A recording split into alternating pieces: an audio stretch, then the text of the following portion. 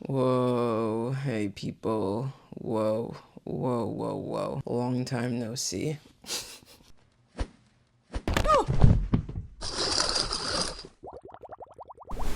I feel like someone's baby daddy who just won a court case and his baby mama took him back after what was like a really nasty, months long cheating scandal. He got kicked out the house. This is his last and final chance. His car got repoed, like all of that. I feel like someone who genuinely has such a new lease on life. And if you don't know what I'm talking about, my channel was hacked. My channel got hacked early last month, and it was deleted for like a few weeks. And I thought that was the end. I really did. I thought that was the end. I got it back though, and I'm so happy and I'm so grateful. I think getting my channel back has reminded me that I am a long form girl at heart. It's really you really don't know what you have till it's gone. I apologize if you were one of the people who saw a notification from my channel, got excited, clicked on it, went to see that it was a crypto live. It's been a while since I have posted anything. Not that much has been going on, other than the fact that I moved house. It's great. I am happy with my living conditions for the first time in a long time. I no longer live by the train. I actually live like in a really, really quiet residential neighborhood, which is awesome. I quit my job, or I will say one of my jobs, that was sucking the life force out of me. I got my wisdom teeth out maybe about a week ago. I am on antibiotics that are currently making my urine smell like shepherd's pie. Your mom's, world famous shepherd's pie, but it's if the secret ingredient was tonsil stones. Like I pee and my urine smells like cooked meat. It's honestly, that's not even the most nefarious thing that's going on down there. I have what I thought was a yeast infection, but I wanted to come on here and share some favorites. Truth be told, you can see it on the screen. These are my 2025 favorites. Oh my gosh. This video was supposed to be filmed like so long ago, but these are good favorites, and I still have the script that I wrote for all of these favorites, and I don't want to put that to waste. I am gonna put the title on YouTube as recent favorites because I don't think SEO, like algorithmically, YouTube is going to really fuck with me mentioning last year, especially considering the fact that we're in May. However, I do plan to go over my, I think, Q1 favorites of 2026 for sure. And there's lots of good ones. I've been seeing really good films, really good plays. Let's just talk about last year briefly. Last winter, I watched a film called I'm Still Here, directed by Walter Salles. It was phenomenal. Definitely one of my favorite films of last year, obviously in general, but I think even within this like really like individualized list, so good. I'm Still Here follows a middle-class family in 1970s Brazil during the military dictatorship, and it really centers on what happens after the father is taken in for questioning randomly by the regime, but then he never comes home again. From that point on, I think the film shifts into the mother's perspective as she's left to raise the kids, manage the household, and live inside this like really unbearable uncertainty.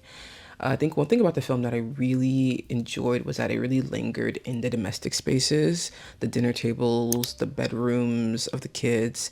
The dad had this beautiful home office, and there's these really long stretches of waiting, and it really shows how absence redefines and reshapes everything. You become a spectator in this really idyllic family's life and their dynamic, and you have to watch them operate under fear, under this surveillance.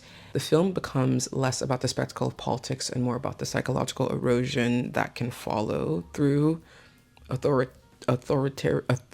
Jesus, Lord have mercy. You watch the mother cultivate almost this like really stoic composure for her children as she's internally grappling with grief and the possibility that closure may just never come. One thing I really enjoyed about this film are the use of Super 8 inserts. It's honestly one of the most like affecting formal choices in the film, in my opinion. They're warm, they're grainy, they're sun-drenched, and because of that, they don't just function as flashbacks. It really feels like evidence. I think it's evidence and it's proof that this family existed in a state of ease and joy before the dictatorship and before everything fractured. I think the texture of Super 8 is inherently like just so nostalgic, obviously, duh. So when these clips interrupt the present day tension, it's devastating. And I think memory becomes really tactile. You're not just told what was lost, it becomes like so much more tangible. I think the casting of Fernanda Torres and then having her real life mother play her older self is brilliant. I clocked it immediately. That was so amazing to me. I think it adds a really intergenerational weight that you can see even if you don't consciously notice it at first. There's something really profound about watching a daughter embody a woman in crisis and then seeing the actual mother step in, portraying her future. And the fact that it's based on a true story really reframes everything. I think the film doesn't sensationalize the dictatorship, but it made it feel immediate and really human in a way that textbooks or like, I don't know, like a Wikipedia page or like a YouTube video never could. Also, it just shows kind of like, for me, it showed my Western ignorance because I didn't even know about the dictatorship. But oh my God, I'm sorry. Like, I'm gonna sound so ignorant, but you guys, it was intense. Like, people were disappearing genuinely left and right. Like thousands of people just disappearing. It's not funny. I think these disappearances are portrayed as systemic and disturbingly normalized, which they were at the time. And it's really chilling to see how many lives are like truly destabilized like this. I think watching it now, the political resonance is so hard to ignore. Authoritarianism rarely announces itself with spectacle, but it's really slow. It seeps in, it isolates. And this film feels less like a period piece and more like like um like a warning, said as not eerily as I can. Also, this is just like a very sad film to begin with, but it was so heart-wrenching, and I was already going through something at the time that I watched it. I watched it alone one night. I went to Coppell Hill Cinemas, and I sobbed. Like, anyway, I sobbed for like an hour outside of Coppell Hill Cinemas after watching this movie. And people were looking at me like I was insane. It's like, oh my God, like, okay, I know you've seen a girl cry. This is New York City. I know you've seen a girl sob her. I know you've seen a girl sob her eyes out. Move along.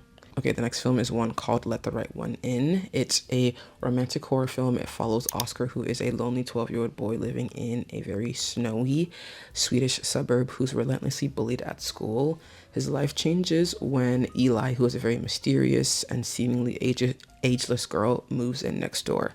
They form a tentative relationship that grows into a quiet, intimate bond, even though Eli is secretly a vampire who has to feed on blood to survive. Duh, like vampires do. As Oscar becomes more confident under Eli's influence, she protects him in really deadly ways. She kills anyone who threatens him, which is awesome. The film balances this emerging, budding friendship. Reviews call it a romance. I'm like, okay, those are two fucking kids. Like, there's no romance, with moments of really chilling violence. And it really shows how Eli's vampirism intersects with Oscar's desire for connection, but also agency. And by the end, Oscar has embraced a more dark side of himself, and Eli remains both his protector, but also this like moral enigma that he is grappling with, and it leaves this relationship really suspended in this childlike innocence, but also love and death and danger. One thing that stuck out to me was the film's cinematography and the production design. I think it's really integral to this really like creepy, eerie tone that you feel throughout the entire movie. But I think also like the stillness of the snow. There's something about a snow-covered landscape that creates a sense of isolation, but also this like existential unease. I think that was so intentional and like really, really smart. It's just my cup of tea. Like bullied kid, strong or like relationships, vengeance and revenge. Yeah, like real bad. Okay, the next film I have is Little Miss Sunshine. Like fucking 20 years late to the party. I finished watching it one night, mind you, off of an edible, and I was like, that was really good. A Little Miss Sunshine is a comedy, dramedy about it's like a road trip comedy about the Hoover family. They're getting Abigail Breslin's character Olive to a beauty pageant in California, and along the way, really weird things happen. It's just about the journey and like getting Olive to this beauty pageant.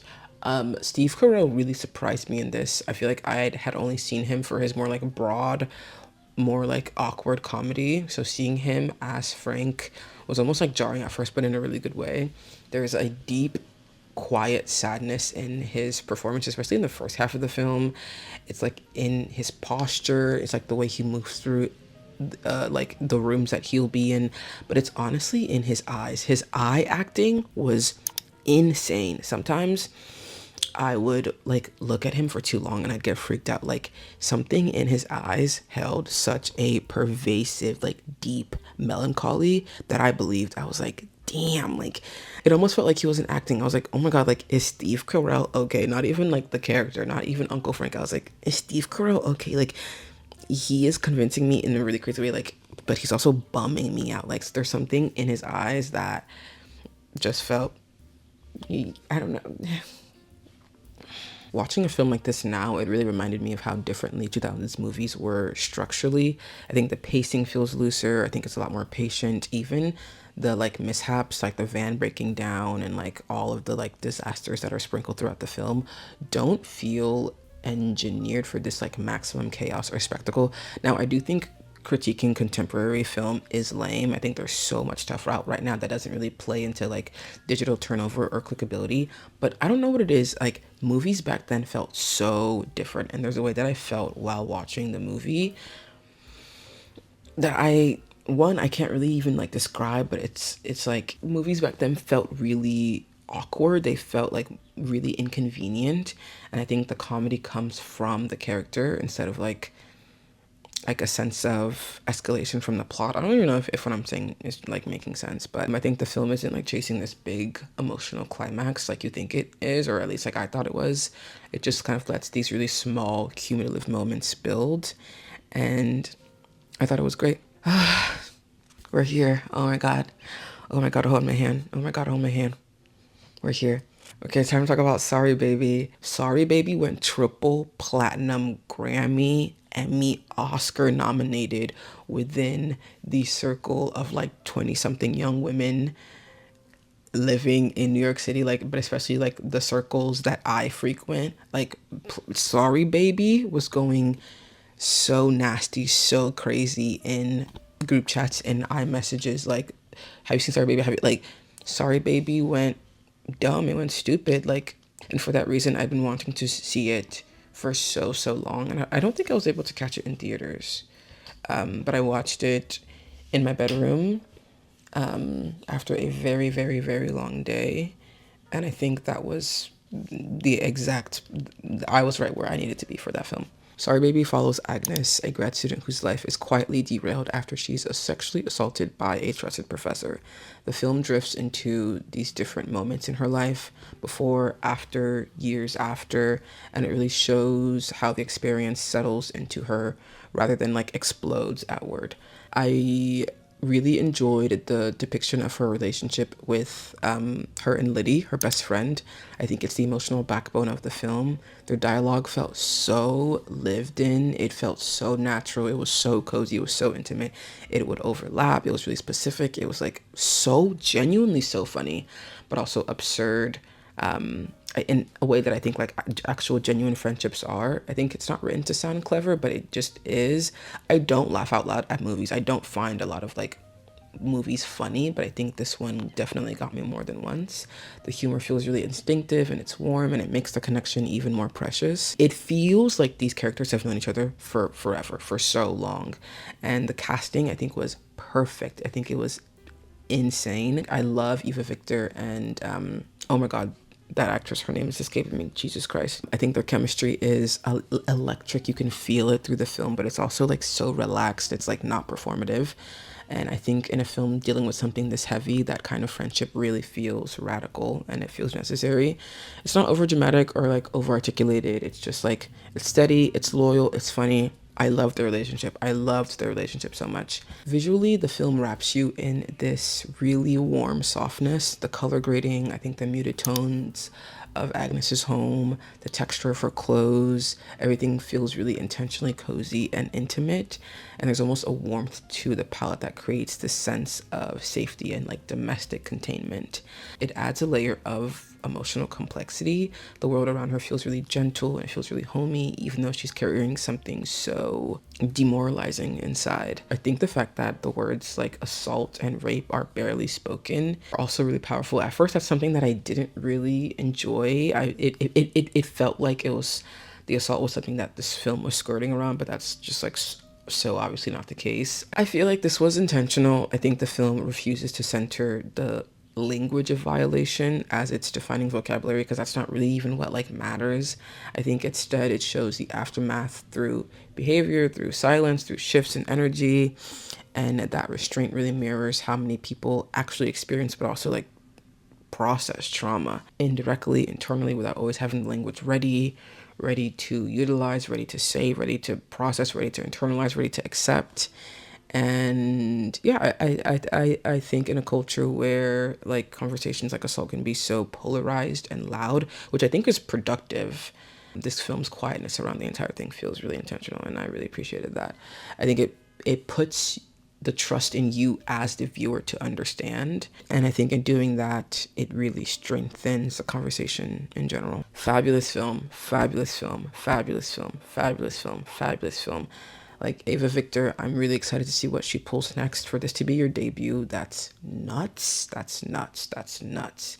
This is such a good and great and meaningful film. I am not a movie rewatcher. Something in my brain, like I really don't like to rewatch movies, but I've already seen this one 4 times. Next we have The Chronology of Water by Kristen Stewart, an adaptation of the one and only memoir by Lydia Yuknovich. So this film follows Lydia from her turbulent childhood through adolescence and into her early adulthood, and it really traces her experiences with abuse, with addiction, with sexuality, but also competitive swimming. The film unfolds in these fragmented, like non-linear structures. It's like very experimental, and it mirrors the way that memory works, which is associative and sensory rather than this like linear thing, like start to finish, A, B, C, D, 1, 2, 3. So I think rather than presenting a more like straightforward biopic, it moves through key emotional moments. It's like separated into like different parts. Her father's violence, her relationship with her own body, her immersion in like literature, I think like her relationships, the birth of her son, and the way she both self-destructs but also rebuilds. Swimming is a very recurring motif. Water is definitely so intentional throughout this film. It's like water as escape, water as erasure, water as birth.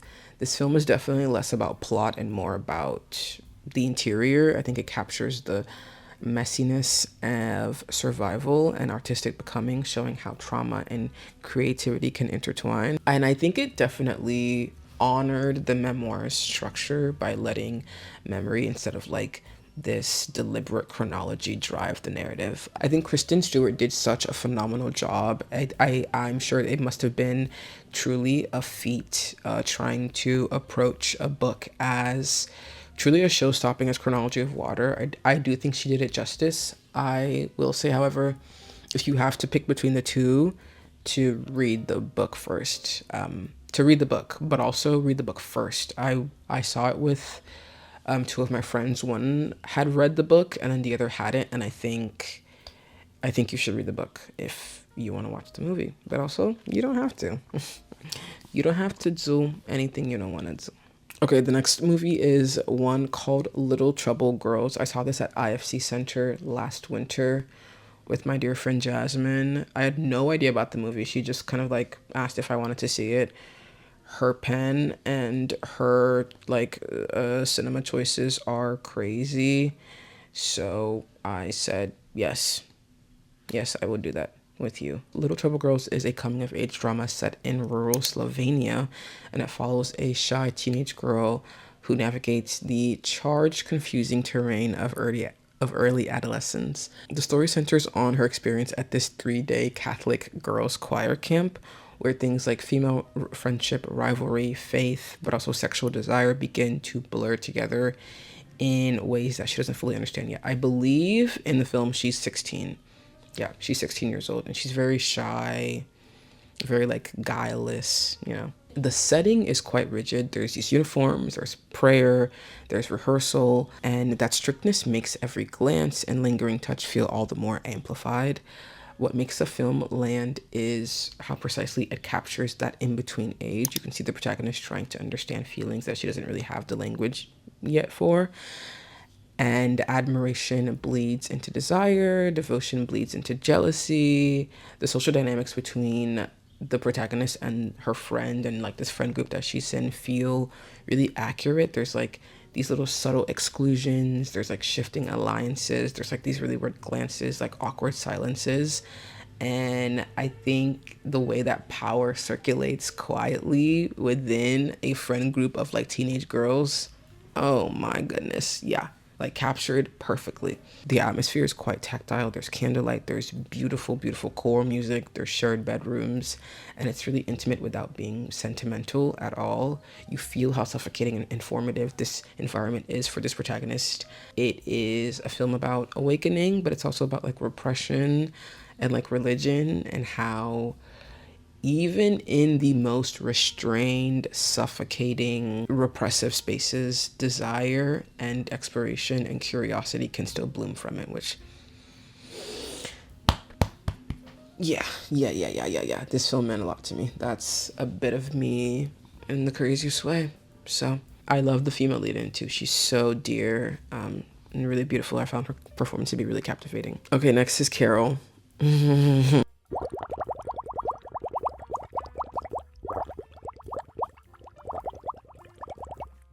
To be honest, I didn't really feel that much conventional chemistry with Carol and Therese.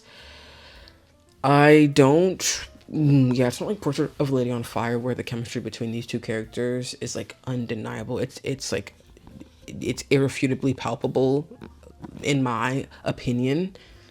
Yeah, I really enjoyed Rooney Mara's performance. I enjoyed Kate Blanchett's performance. I don't know about their performances together. So I think now that I'm realizing it, I don't think this movie was that big of a favorite for me. I think it was just good. I think Carol is just good. Breaking news. You heard. Next, we have Beau is Afraid by Ari Aster. I am one of the maybe 1,500 people who have seen this movie in its entirety. Beau is Afraid is a surreal dark comedy that follows Beau, who is a very neurotic and anxious man, on an increasingly bizarre, nightmarish journey to reunite with his mother after she dies. The story spirals through a series of absurd, often like grotesque scenarios, these like nightmarish bureaucracies. It's almost like Kafka-esque, to these like really intense hallucinations, and it blends horror, comedy, but also like psychological drama and trauma. I'm really grateful to myself that I watched this sober. Oh my God, what's happening to my voice? It's 2008 and my parents are in Jehovah. This means nothing to you and it means nothing to me, but on the way to work in Brooklyn Heights last year, I bumped into Joaquin Phoenix with his stroller. I really enjoyed his performance in it. I think he has become uniquely skilled at portraying men who like seem fated for suffering and like intense anxiety. Characters that are like so consumed by anxiety, guilt, and emotional paralysis that they can barely even participate in their own lives. I genuinely felt for Beau while watching, even though I also felt like immense amounts of frustration. I think this film understands what it means to be kind of like psychologically tethered to other people, particularly to domineering or narcissistic parental figures whose influence persists long after childhood ends. It's deeply concerned with nature versus nurture, with inherited fear, with the way guilt and obligation can make a person feel tragically predetermined. The people in our lives continue shaping us long after they've left us, whether it's through memory, through distance, through grief, through guilt. Let's move on to TV. I don't watch a lot of TV. I can't commit to TV. I can commit to like 2-3 hours of a film. Okay, three is a lot, but I can't commit to TV. Sorry. Punjab Squarepants is on Paramount Plus, and sometimes I'll watch it. Sometimes I'll watch it. It's genuinely so good. I think the earlier seasons are written so well, and I like it. I love it.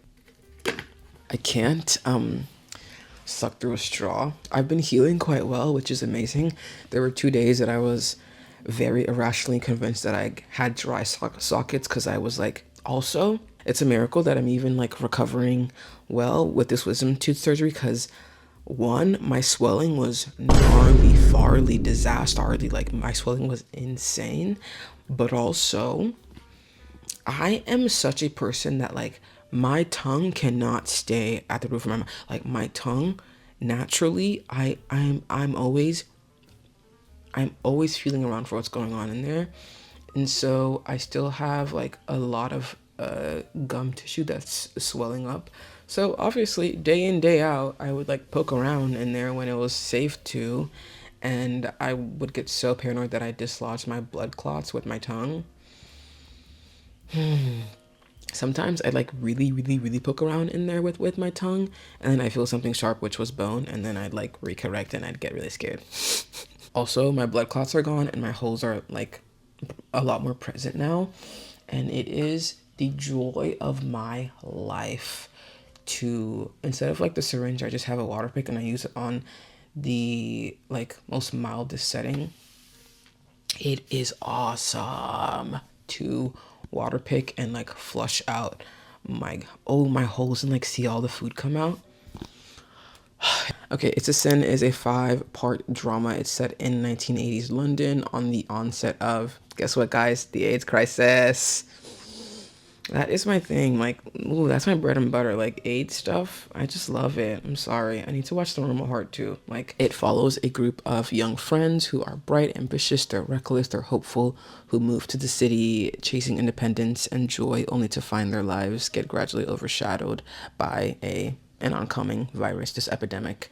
What makes the series so powerful is I think I really enjoyed how the series begins in this like exuberance. The early episodes are so loud, they're really funny, they're genuinely funny, they're quite chaotic. However, there is quite a stark contrast between the characters. There's a character named Richie who embodies denial at its most destructive. He dismisses the virus as hysteria, he clings to conspiracy, he delays testing, and in doing so, he just becomes even more complicit in his own deterioration and the broader spread of the virus. He literally, oh my god, that fucking bitch, he literally intentionally spreads the virus. Are you fucking kidding me? His skepticism isn't villainized in a simplistic way. It's more so portrayed as like fear weaponized into arrogance, which I'm sure was like very fitting and like realistic of the time. Watching him unravel is kind of excruciating because you can see the choices that he just refuses to take. And then there's Colin. Colin, my baby. Colin is earnest, he's young, and he's barely initiated into adulthood. His storyline really dismantles any narrative that the crisis was confined to like excess or recklessness or promiscuity. I think what's really devastating is like the randomness of the virus. It doesn't discriminate. You can have 1,000 partners, you can have one partner, and Colin is a character that hasn't even reached the precipice of his life professionally, romantically, personally. I think what's also really jarring is the atmosphere of terror, the way the tone shifts once these characters realize that there is a virus going on and people are dying, but it's also their niche individualized community that's being targeted. You can really feel, you can just like, it just, the tension becomes all the more palpable. People are afraid of hospitals, they're afraid of being seen, they don't want to be named. Some characters choose secrecy over care, who just like choose to die in their home rather than endure public stigma, which like, and then you remember that like real life people probably went through something like that, and it's insane. I think it's always fascinating to trace how pandemics evolve, how treatments advance, and how certain fears become kind of like obsolete. What once felt like a death sentence like becomes super manageable with nothing but time and a little bit of science.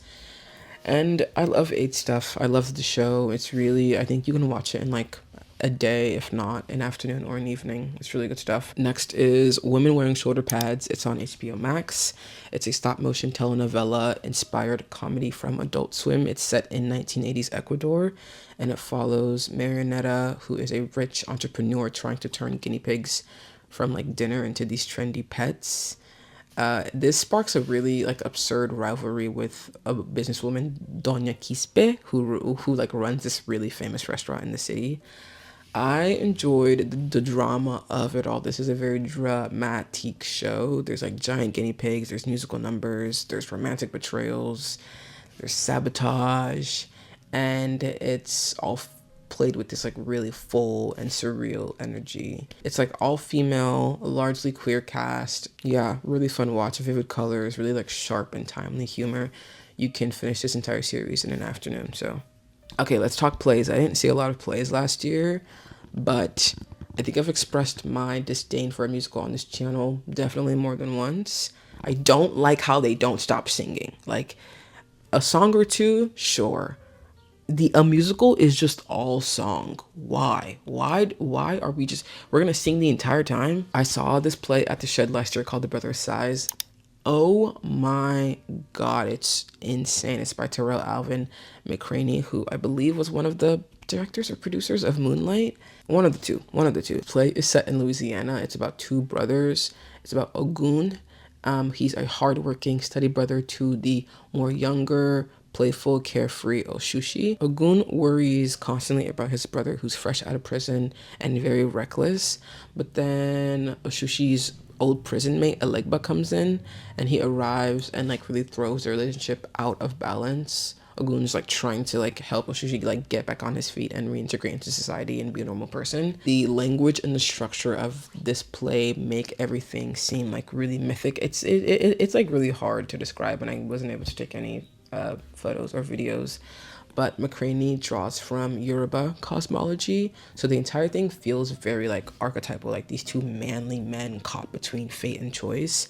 The dialogue moves extremely rhythmically, sometimes overlapping, sometimes like ritualistic, and it gives these ordinary conversations between these two brothers a more heightened, almost musical quality. Almost. There was a few points where I was like, oh my god, they may start singing almost musical.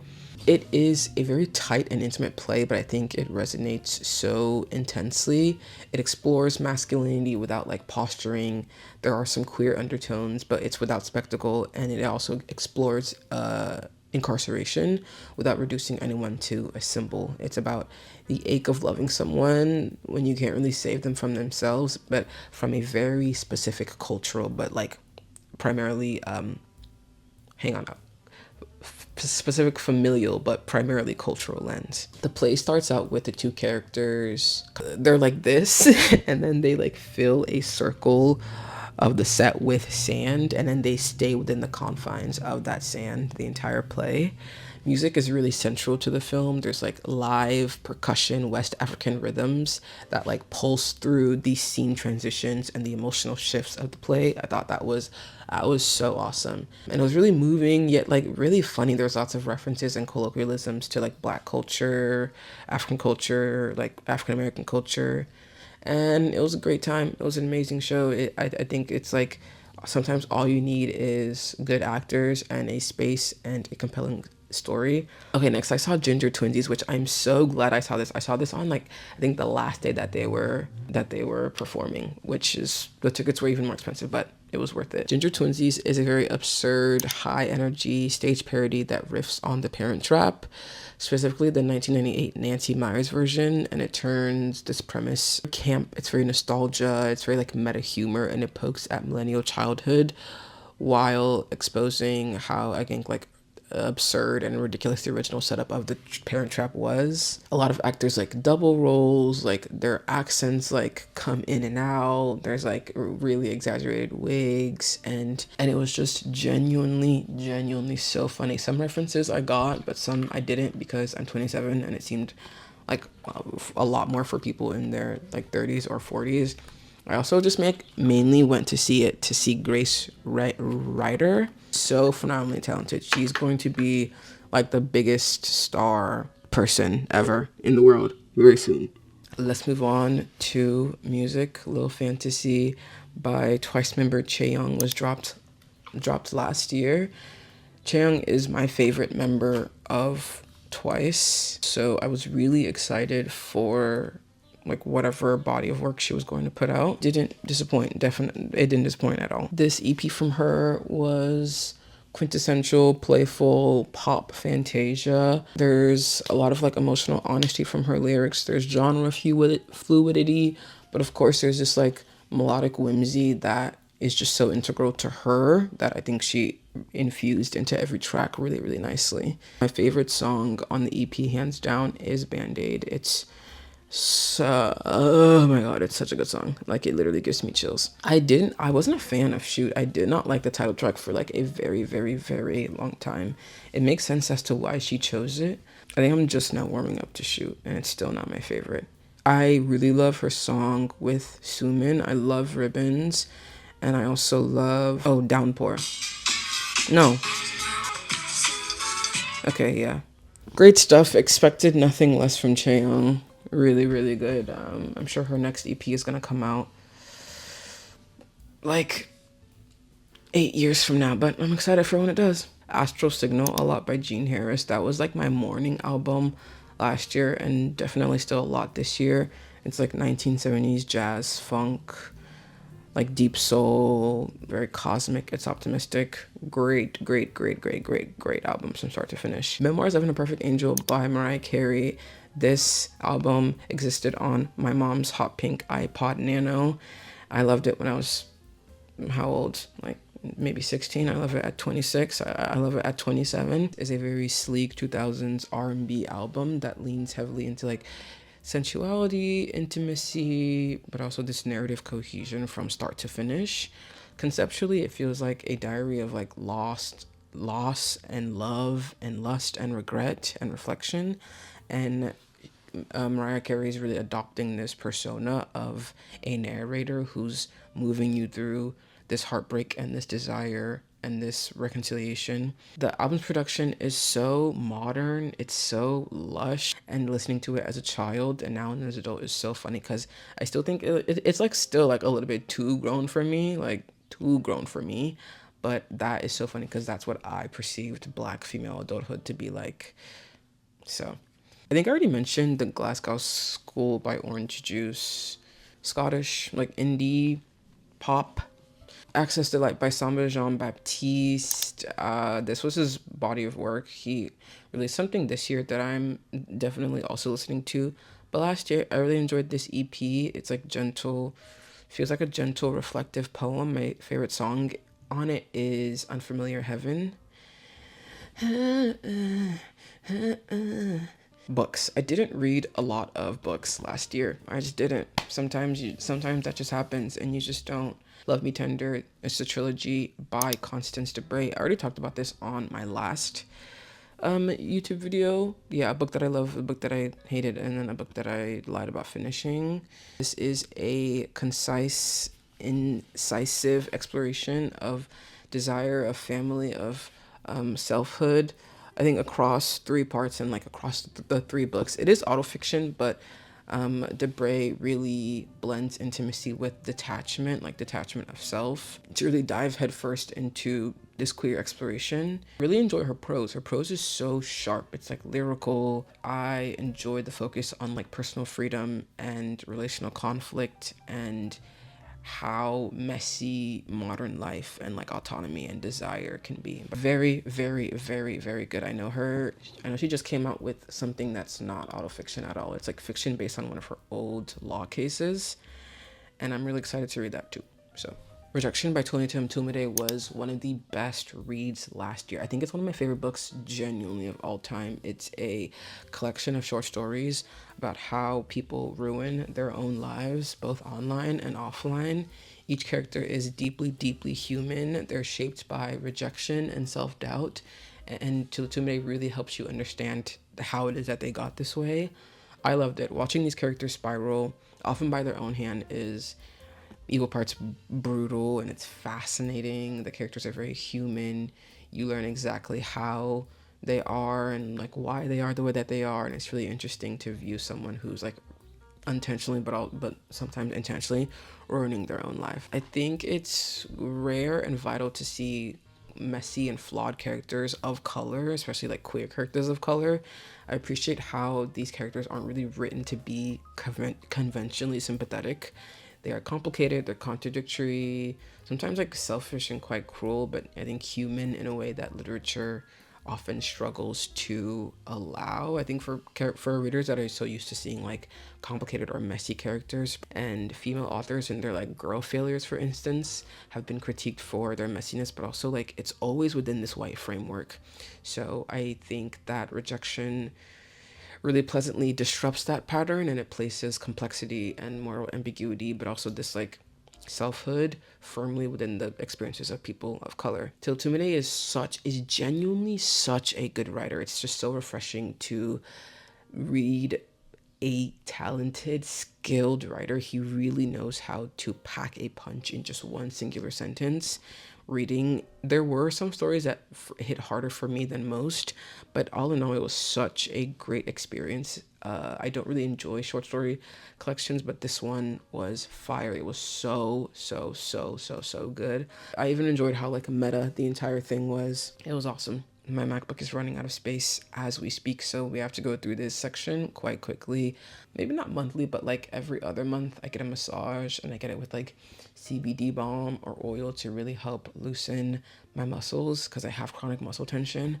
That is so good. Like getting a massage is so worth it, and it's amazing.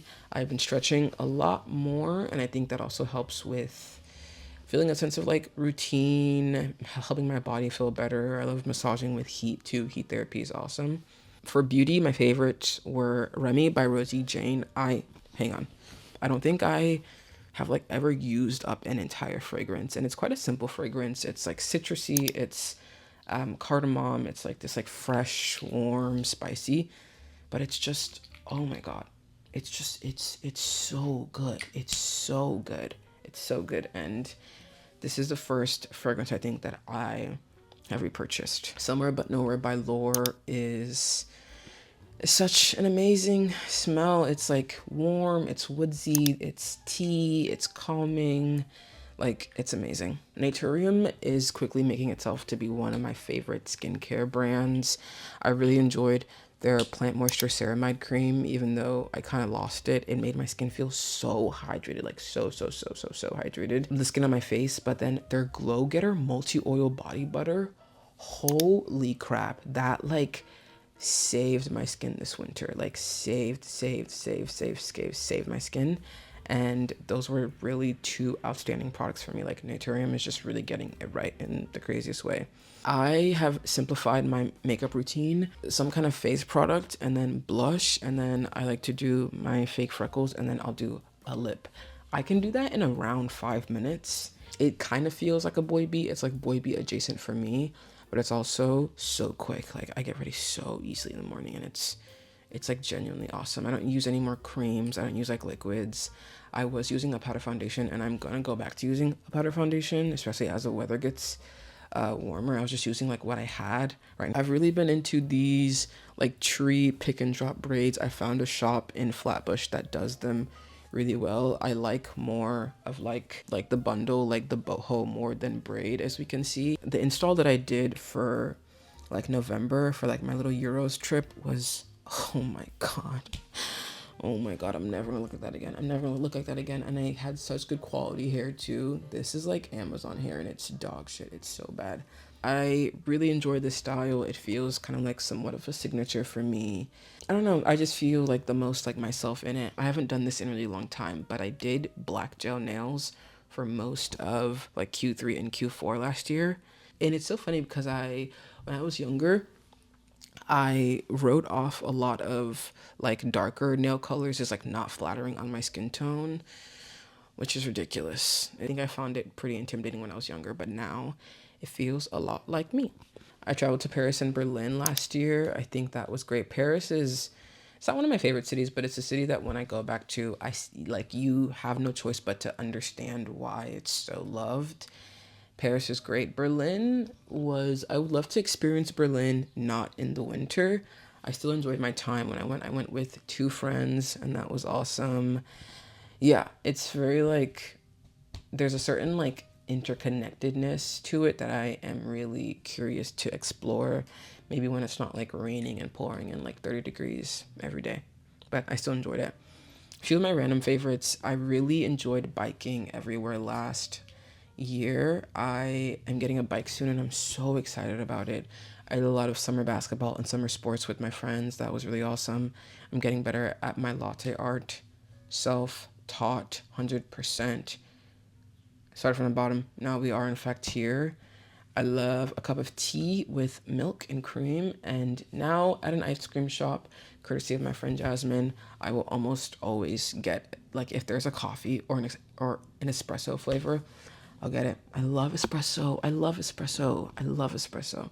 Those are my favorites. I tried to make this as concise as possible, but I've been filming for an hour and a half and I'm tired. I hope you enjoyed this little recollection of what I was into last year. I'm excited to film and talk about what I'm into now in this year. I'm really excited to be back onto YouTube. And that's it. It's a beautiful spring day outside. Oh, wait, the clouds are taking over. I might leave my apartment and go outside. Who knows?